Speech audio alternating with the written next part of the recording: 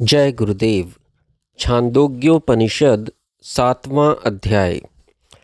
छठे अध्याय में औपनिषद पुरुष का उपदेश करके इस अध्याय में उसका आनंद स्वरूप दिखाया गया है और यह भी कहा गया है कि वह आनंद भूमा में है, अल्प में नहीं। जहाँ तक ज्ञाता ज्ञेय का ज्ञान है वह सब अल्प ही है। भूमा में ज्ञाता ज्ञेय एक हो जाते हैं। वह भूमा ब्रह्म है और अपना आत्मा ही वह ब्रह्म है जिसकी ये ज्ञेय पदार्थ नाम, वाक, मन, संकल्प, चित्त, ध्यान, विज्ञान, बल, अन्न, जल, तेज, आकाश, स्मृति, आशा और प्राण 16 कलाएं हैं। प्राण से ऊपर स्वयं आत्मा है जो सत्य है और भूमा आनंद स्वरूप है। सत्य सुख स्वरूप वह आत्मा अभ्यास करके निष्ठावान होकर श्रद्धा से मनन करने पर विज्ञान की जिज्ञासा पूर्वक जाना जाता है। ज्ञान उदय होने पर वह आत्मैव सर्वमिदं देखने लगता है। आत्मा के प्रकाश से उक्त 16 कला प्रकाशित हैं। प्राण सब में प्रथम, श्रेष्ठ और ज्येष्ठ कला है। उसको जानकर अर्थात अपने में उसे जागृत करके साधक यह दावा कर सकता है कि मैंने सत्य ब्रह्म को जान लिया है। 8वें अध्याय में यह दिखाया जाएगा कि शरीर में जो कांति है वह प्राण की ही प्रकाशमान कला है। स्वप्न में जो अपना तेजस रूप अनुभव में आता है वह भी वही है और सुषुप्ति में जो सुख का भोगता है वह भी वही है।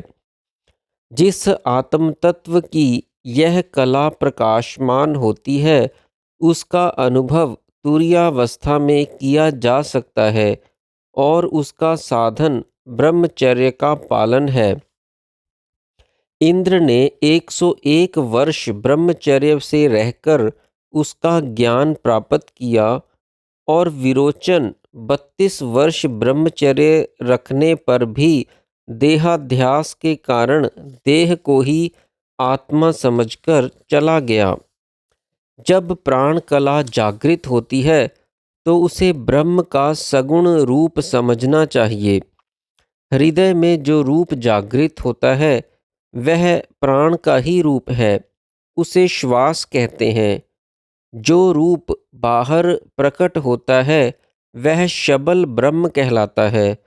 दोनों की शरण में जाने से मनुष्य पापों से मुक्त हो जाता है, तब उस निर्गुण पद की प्राप्ति होती है।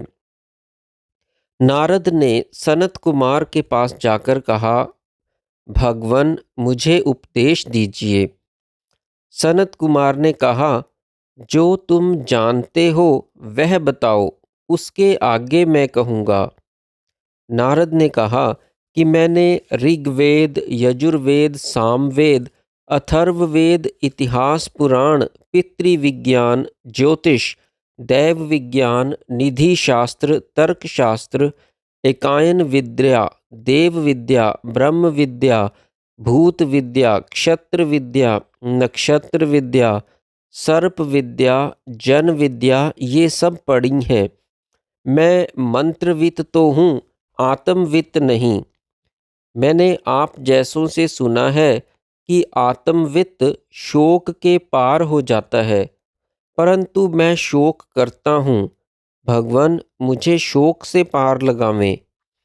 तब सनत कुमार ने कहा कि जो कुछ तूने पढ़ा है यह सब तो नाम के अंतर्गत आता है, अर्थात केवल शब्दों का ज्ञान मात्र है। इसलिए नाम ब्रह्म की उपासना कर। जो नाम ब्रह्म की उपासना करता है उसकी यथा काम गति वहाँ तक होती है जहाँ तक नाम की गति है। नारद ने पूछा, नाम से ऊपर क्या है? वाक नाम से ऊंची है। ऋग्वेद इत्यादि सब विद्याएं और द्यौ, पृथ्वी, वायु, आकाश, आपह, तेज, देव, मनुष्य, पशु, पक्षी, तृण, वनस्पति, श्वापद, कीट, पतंग, धर्म, अधर्म, सत्य, झूठ, साधु, असाधु, हृदय का जाना हुआ और ना जाना हुआ, सब वाणी से कहा जाता है। यदि वाणी ना होती तो सत्य, झूठ, साधु, असाधु, ज्ञान, अज्ञान प्रकट नहीं किया जा सकता था। इसलिए वाक ब्रह्म की उपासना कर। जहाँ तक वाक की गति है वहीं तक उसकी गति होगी जो वाक ब्रह्म की उपासना करता है। नारद ने फिर पूछा, वाक से ऊंचा क्या है, भगवान उसे कहें। मन वाक से भी ऊंचा है। मुट्ठी में रखे हुए 2 आंवले या 2 बेर या 2 रुद्राक्ष जैसे वाणी और नाम से अनुभव गम्य होते हैं, वैसे ही मन से अनुभव किए जाते हैं। इससे अधिक मन से मंत्रों का अध्ययन करता है, कर्म करता है, पुत्र पशु की इच्छा करता है, इस लोक परलोक की इच्छा करता है। मन ही आत्मा है, मन ही लोक है। इसलिए मन ब्रह्म की उपासना कर। जहाँ तक मन की गति होगी वहीं तक उसकी गति होगी जो मन की उपासना करता है।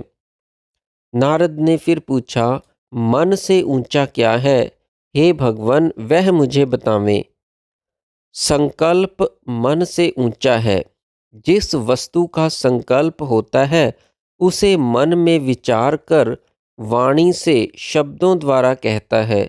नाम में मंत्र और कर्मों का एकीकरण होता है। वे सब संकल्प के आश्रयीभूत हैं।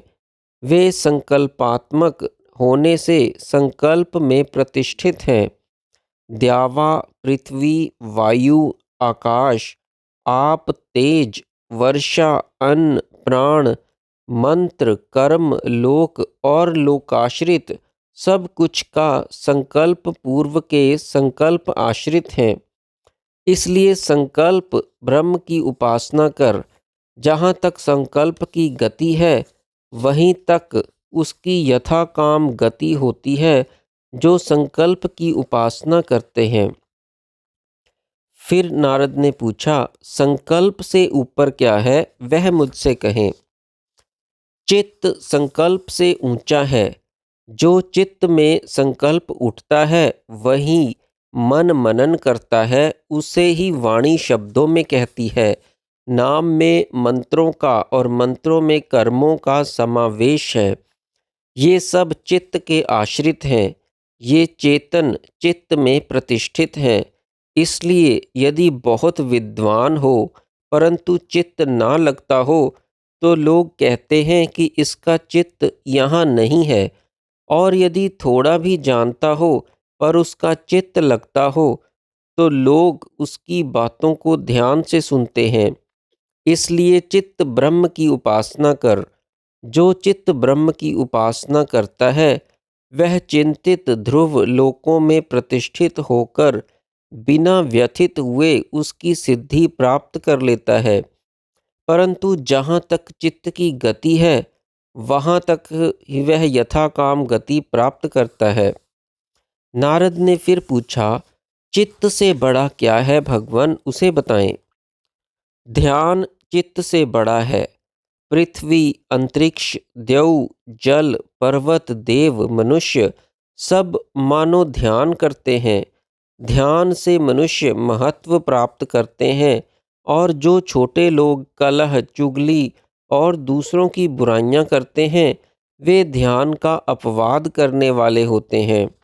जो प्रभुता वाले हैं उनको ध्यान के अपवाद का अंश थोड़ा है।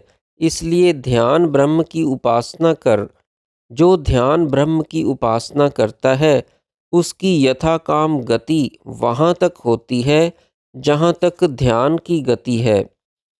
नारद ने फिर पूछा, ध्यान से ऊपर क्या है भगवान वह मुझे कहिए। विज्ञान ध्यान से भी ऊंचा है। विज्ञान से ऋग्वेद, यजुर्वेद, सामवेद, अथर्ववेद, इतिहास, पुराण, पितृविज्ञान, दैव विज्ञान, निधि विज्ञान, देव विद्या, ब्रह्म विद्या, क्षत्र विद्या, नक्षत्र विद्या, पृथ्वी, लोक, दिव्यलोक, वायु, आकाश, जल, तेज, देव, मनुष्य, पशु, पक्षी इत्यादि, यह लोक और परलोक सब विज्ञान से ही जाने जाते हैं। इसलिए विज्ञान ब्रह्म की उपासना करने वाला ज्ञान विज्ञान के लोकों को प्राप्त करता है, और जहाँ तक विज्ञान की गति है वहाँ तक उसकी यथाकाम गति होती है। जय गुरुदेव।